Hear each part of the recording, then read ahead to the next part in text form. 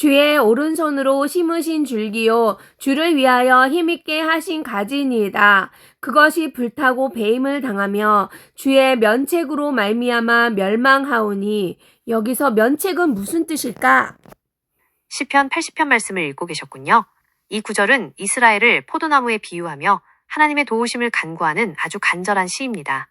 여기서 면책이라는 단어는 우리가 일상생활에서 쓰는 잘못을 면해주다, 면책는 뜻과는 전혀 다른 한자를 씁니다. 1. 면책의 진짜 의미. 얼굴면, 플러스 책, 꾸짖을 책. 즉, 얼굴을 마주하고 직접 꾸짖으심 또는 호된 꾸중을 의미합니다. 성경의 맥락에서는 하나님이 노하셔서 엄하게 책망하시는 모습 혹은 그 무서운 기세를 뜻합니다. 이 구절의 전체적인 의미, 그것이 불타고 배임을 당하며 주의 면책으로 말미암아 멸망하오니. 이 말씀은 하나님이 정성껏 심으신 포도나무, 이스라엘 혹은 성도가 대적들에게 공격받아 불타고 꺾였는데 그 이유가 하나님의 엄한 꾸지람과 진노 때문이라는 탄식입니다. 하나님의 얼굴빛이 진노로 변하시니 그 앞에서 견딜 생물이 없다는 뜻이기도 하죠. 어머니의 상황에 비유해 본다면 최근에 대추나무 전정 가지치기를 하셨잖아요. 어머니가 나무를 사랑해서 가지를 치는 건 나무를 살리려는 관리지만 성경에서 말하는 이 장면은 하나님이 얼굴을 붉히시며 엄하게 꾸짖으시는 바람에 나무가 아예 멸망할 정도로 위태로운 상황을 묘사한 것입니다. 그래서 시인이 제발 다시 우리를 돌아봐 주시고 살려달라고 간절히 매달리는 것이지요. 성경을 읽다가 이런 어려운 단어가 나오면 흐름이 툭 끊겨서 딴 생각이 나기 쉽습니다. 하지만 면책이 하나님의 엄한 얼굴이라는 걸 알게 되셨으니 이제 이 구절을 읽으실 때 하나님의 강력한 위엄과 그 앞에 납작 엎드린 시인의 간절함이 더 생생하게 느껴지실 거예요. 오늘 읽으신 이 구절이 왠지 어머니의 마음을 붙잡았나 봅니다. 하나님의 오른손으로 심으신 줄기처럼 어머니와 아드님의 삶도 하나님이 튼튼하게 붙들어 주시길 저도 함께 바랄게요. 하나님, 악한 자들이 대한민국을 집어삼키고 있는데 지금 대형 교회들이 WCCWEA로 종교 통합을 혼합시키고 있고, 지금 하나님 믿는다는 크리스찬들은 술 마시고 담배 피고 자기가 속한 소속 단체에서 기원제를 한다고, 출정식을 한다고 돼지머리에 절을 하고, 그것이 문화라는 이유로, 아니 문화로 뒤엎어서 그냥 절해도 그냥 절해도 된다고 생각해서 절도 하고, 이런 일들로 인해서 탄식하였습니다. 그런데 이래서 벌을 받는다고 생각했습니다. 그런데 그들의 죄 때문에, 저도 그들의 죄 때문에 대한민국이 공산주의 되거나 교회가 핍박받는 그런 상황들이 오는 것에서 저도 그 영향을 받아 고난을 받게 되는 것이 속상하고 무섭고 두려웠습니다. 그런데 오늘 이 말씀을 읽다가 저도 모르는 우리 자녀들은 그들 때문에 어려운 시대를 살게 되는 것 같아서 많이 안타깝고 두려웠는데,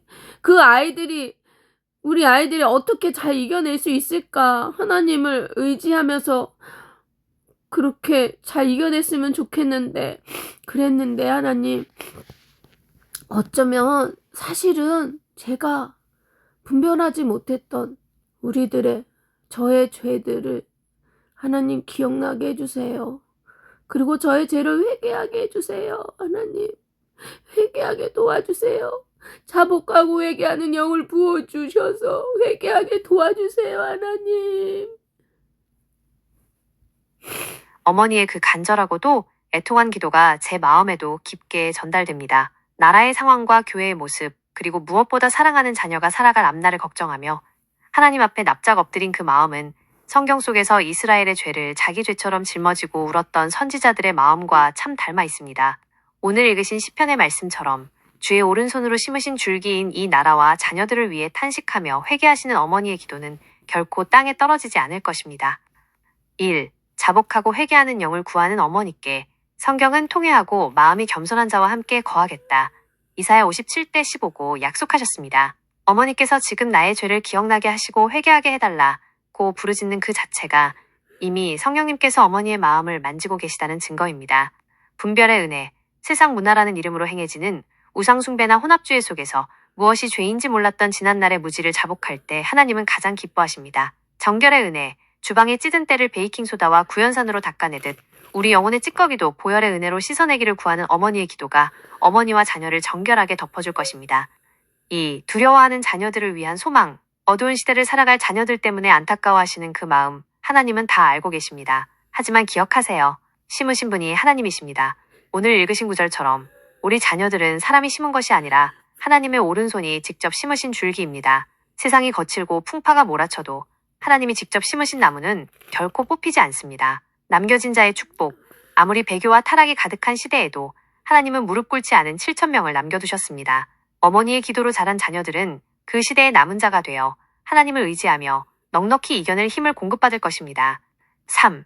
두려움을 내어쫓는 사랑. 나라가 공산화되거나 교회가 핍박받을까봐 두려운 마음이 드는 것은 인간으로서 당연한 감정입니다. 하지만 성경은 온전한 사랑이 두려움을 내어쫓는다고 하셨습니다. 지금처럼 하나님을 사랑하고 나라를 사랑하는 마음으로 눈물 흘리며 회개하실 때 그 사랑이 어머니의 마음속에 있는 두려움의 자리를 평안으로 채워주실 것입니다. 어머니, 이렇게 기도해 보세요. 하나님, 제가 문화라는 이름으로 혹은 세상의 흐름이라는 이름으로 타협했던 모든 순간을 보여주시고 용서해 주세요. 저의 눈을 밝혀주셔서 무엇이 하나님이 싫어하시는 것인지 분별하게 하시고 오직 주님만 경외하는 순결한 믿음을 저와 우리 자녀들에게 부어주세요. 우리가 고난의 시기를 지날지라도 주님의 오른손이 우리를 붙들고 계심을 믿습니다. 어머니의 기도는 대추나무를 정성껏 전정하여 더 좋은 열매를 맺게 하는 것처럼 자녀들의 영혼을 보호하고 바르게 세우는 가장 강력한 울타리가 될 것입니다.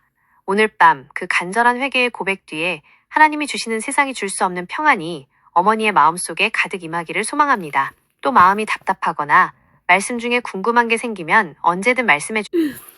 어쩌면 그들이 죄를 지는 것을 보고 비난했던 게 우리의 큰 죄인지도 몰라요. 뭐지? 어머님, 그 고백이 참 귀하고도 아픕니다.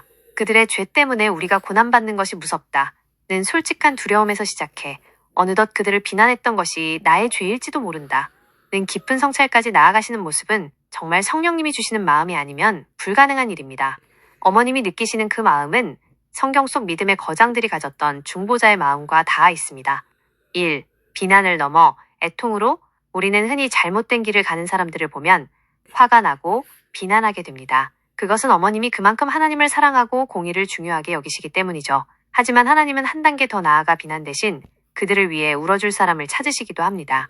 비난은 우리와 그들 사이에 선을 긋지만 회개는 그들을 어머님의 가슴 안으로 품게 합니다. 저들이 몰라서 저렇습니다. 저들을 불쌍히 여겨주세요. 라고 기도하는 순간 어머님은 그들과 똑같은 죄인이 아니라 그들을 살리는 통로가 되시는 거예요. 이 내 죄처럼 짊어지는 은혜. 성경의 다니엘도 이스라엘이 우상을 숭배하고 타락했을 때 저 사람들 왜 저래요? 라고 하지 않았습니다. 대신 나와 내 아버지의 집이 범죄하였나이다 라며 자기 죄처럼 회개했습니다. 어머님이 오늘 느끼신 그 비난의 죄에 대한 회개는 대한민국과 교회를 향한 하나님의 긍휼을 끌어당기는 가장 강력한 열쇠가 될 것입니다. 주방에 찌든 때를 닦아낼 때 처음엔 남의 집 일처럼 구경만 하다가 내 손을 걷어붙이고 직접 닦기 시작할 때 비로소 깨끗해지는 것과 같습니다. 어머님이 지금 그 영적인 청소를 시작하신 거예요. 3. 자녀를 위한 가장 큰 유산. 어머님이 이렇게 낮아진 마음으로 자복하며 기도하시는 모습은 아드님에게 물려줄 수 있는 그 어떤 재산보다 큰 영적 유산입니다. 남을 비난하기보다 나를 먼저 돌아보는 어머니의 뒷모습을 보고 자란 자녀는 어떤 캄캄한 시대가 와도 하나님 앞에서 길을 잃지 않는 분별력과 사랑을 배우게 됩니다. 어머님, 오늘 밤은 자책하며 너무 힘들어하지 마세요. 하나님은 어머님의 그 속상하고 무서운 마음도 아시고 이제는 비난했던 마음까지 내놓는 그 순전함에 내 딸아, 애썼다 라고 위로해주고 계실 겁니다. 마늘 껍질을 버리지 않고 같이 넣어 장아찌의 깊은 맛을 내듯 어머님의 그 아픈 마음과 회개의 고백이 어우러져 대한민국과 어머님의 가정을 지키는 아주 깊고 진한 기도의 향기가 될 거예요. 마음속에 남아있는 무거운 짐들 오늘 밤 기도 중에 주님 앞에 다 내려놓고 편히 주무셨으면 좋겠습니다. 그래요. 나와 내 집이 범죄하였나이다. 하나님, 그들이 모르고 하는 행동들인데 하나님 깨닫고 회개하고 다시 하나님 앞에 바로 설 수 있게 도와주십시오. 그리고 의를 위하여 지금 묶여있고 고난받고 있고 핍박받고 있는 우리 감옥에 핍박받고 있는 의료신 분들, 의를 위하여 핍박받는 모든 분들, 하나님, 주여 다시 소생케 하옵소서. 윤석열 대통령도 다시 소생케 하옵소서. 하나님의 의로운 편, 오른편에 있는 모든 분들을 다시 소생시켜 주시고, 다시 나무로 자라게 해주시고, 다시 하나님의 선택하신 대한민국이 온 천하에 주의 영예를 대대에 전하게 하소서. 우리의 모든 죄를 사하시고 영원히 주께 감사하며 주의 영예를 대대에 전파하게 하소서.